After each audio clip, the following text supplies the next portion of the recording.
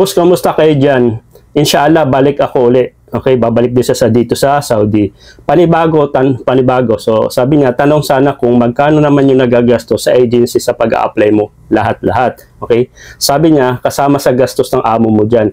Para kahit papano, may alam ako. Things. Ayan. So, wala problema, Sir Fernando Nacaur. Shout out po sa inyo, Sir Fernando. Ingat po kayo. Bali si Sir Fernando po, isa po siyang dati pong OFW and then nag-exit na po ata. So, nakalimutan ko na yung mga comment niya. Sige, Sir. Sagutin ko po yung tanong nyo. Based on my experience kasi bilang isang OFW, 10 years na rin po ako dito sa Saudi as family driver, isang amo lang. Pero nag-exit na ako dati. Okay, sinabi ko na rin sa iba kong content. Sige, para lang po kayo mag-idea. No? Backstory lang, short story lang ba? Para lang magkakaroon kayo ng idea bago ko sagutin to kay Sir. Bali, 2014 po ako bilang isang family driver hanggang 2020. Okay, almost 2021 na. December kasi yun nagpaalam na ako kay Sir.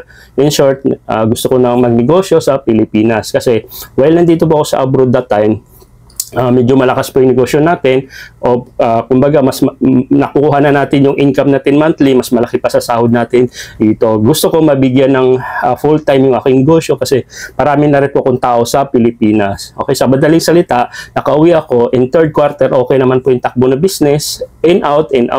Pero maybe second quarter ng taon ng 2022, bumagsak po yung negosyo. In short lang shortcut lang, bumagsak.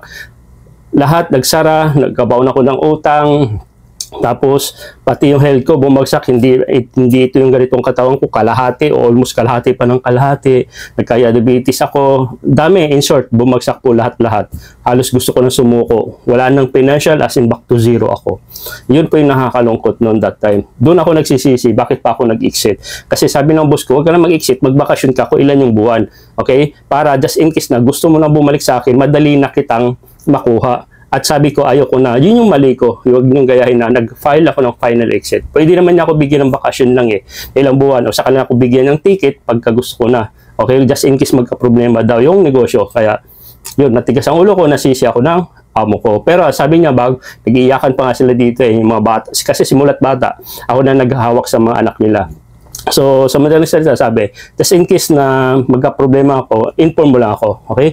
So, yun, bumagsak. Gusto ko na bumalik abroad. Nagkataon, ban yung Saudi. So, almost 1 year din ako nakatambay doon. And then, sa wakas, nagka-open na noong 2023 yung Saudi. Pero ito yung bad news. Okay? Bad news, bumagsak ako sa medical. Nagkaroon ako ng type 2 diabetes.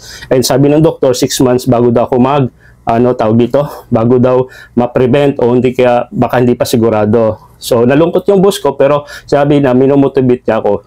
Magpagaling ka, ako na bahala sa lahat, gastos. Okay? So, in short, nag-oral medication. So, hindi ko na ikukwento guys, nabanggit ko na sa past. Siguro, separate video lang related po sa aking health before. Okay? So, bagsak ako sa mga medical and then nag-exercise. So, ngayon, nung ako'y pumasa na sa medical, okay, ayos na. So, that time, nagkataon na naman si Sir, okay na, ipupush through na niya ako, naghanap siya ng agency na. Okay, by the way, may agency na nga pala kasi bumagsak.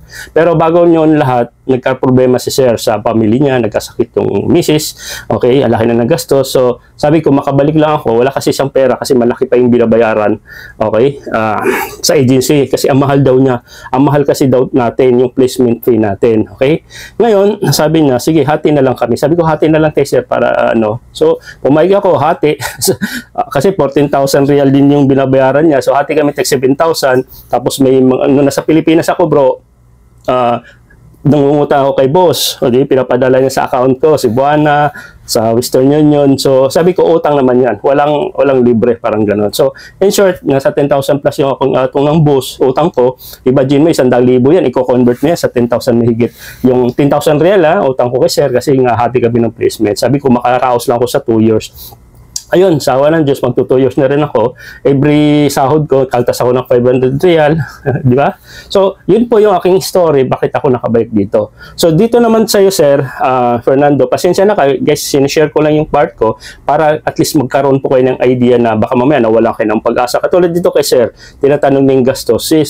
Ang sa akin lang naman, Sir Fernando, ang magagastos mo lang is papuntang agency. Okay? Yun yung mahirap, lalo na kung nasa province ka. Pero kung nasa province ka at makakatipid ka, By the way, mga agency, may mga accommodation sa mga babae at may mga lalaki. Okay, bihira yung lalaki eh. Pero doon sa aking agency, meron. Kaya lang, hindi ako nag-accommodate iba-ibang mga kasama ko doon kasi malapit lang din naman yung amin. Okay, kaya ko naman sumakay lang ng dalawa. Kung ikaw is galing sa province, mag-stay na lang po sa accommodation. Okay, para at least madali po kayo mag-process. And merong agency na lahat ng mga dokumento, process po yun. Libre po lahat yung mga processing. Maliban siguro yung mga personal food nyo. Pero kung sa accommodation, may libre po yun. Kailang problema sa libre, minsan 2 beses lang kumakain o isa lang ata. Basta kailangan may pocket money po kayo kung galing kayo sa province. Personal, just in case lang. Kasi nasa accommodation may mga libre. So, ganun talaga magtitiis po. Okay, so maliit lang naman ang gastos. Kung pamasahe lang din naman, sagot naman yung agency boss, yung medical mo. Lahat, wala akong binabayaran related po sa pag-a-apply kasi sagot na ni boss lahat. Okay? Personal, sabi ko nga, personal na gastos ko lang na gusto ko bumili, yun lang yung gastos ko. Wala naman, walang sagot ng lahat ng agency, lalo na sa mga kasambahay. Okay? Sagot po yan. Okay? So, yun lang naman ang sagot ko, Ma'am Sir Fernando. Tiwala lang sa sarili na makabalik ka. Kung ako nga, nagkaroon ng health issue, okay? Talagang halos gusto ko na sumuko, pero hindi, gusto ko makabalik. Di ba? Kaysa naman magkakaproblema, gusto ko bumangon kasi stress na stress ako that time. Di ba?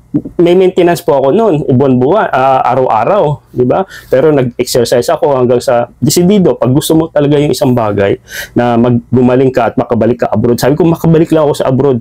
Kahit yung sahod ko, kahit hati na lang kami na sahod ko kasi ibigay ko para sa utang ko, makalaos lang ako. 2 years lang ako babayaran ng utang. Ito, unti-unti na makakaraos na ako next year. In 2 years kasi yung credit ko kasi. Tapos may utang pa ako, minsan nagpapas ako. Ganun talaga. Okay? So, yun yung isa ko naisip na advice po sa inyo. Huwag kayo basta-basta mag-exit. Kung sa inyong amo, kung mabait naman, kung mabait naman, pero kung alam yung pabalik kayo at alam nyo naman magiging ugali. So, it's up to you, nasa inyo. Sa akin kasi wala namang problema eh.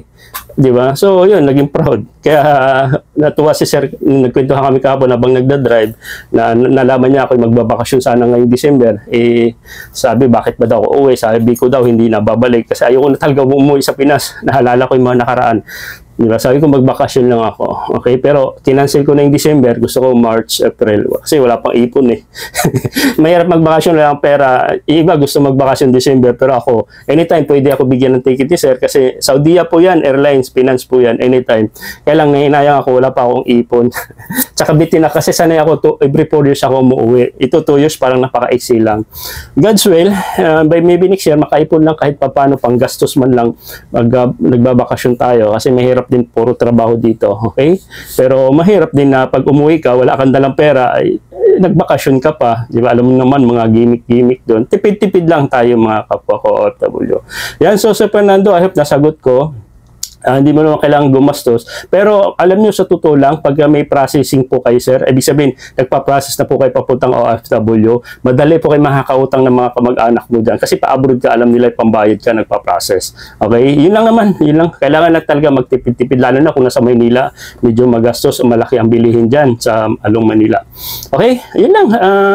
Yun lang naman. Kung ikaw isang OFW at napanood mo tong content ko, gusto nyo mga advice, okay? Tips, ayan. So, subscribe niyo po ako, okay? Ang sinasabi ko naman, through experience, idea lang naman. Pwede naman kayo kumuha na ibang vlogger o content creator ng opinion. Hindi ko naman sinasabi totoo lahat information ko. May option po kayo, maniwala kayo o hindi. Yun ang akin lang naman is advice lang naman. Kung baka sakaling makakatulong po sa inyo. Okay? God bless and bye-bye.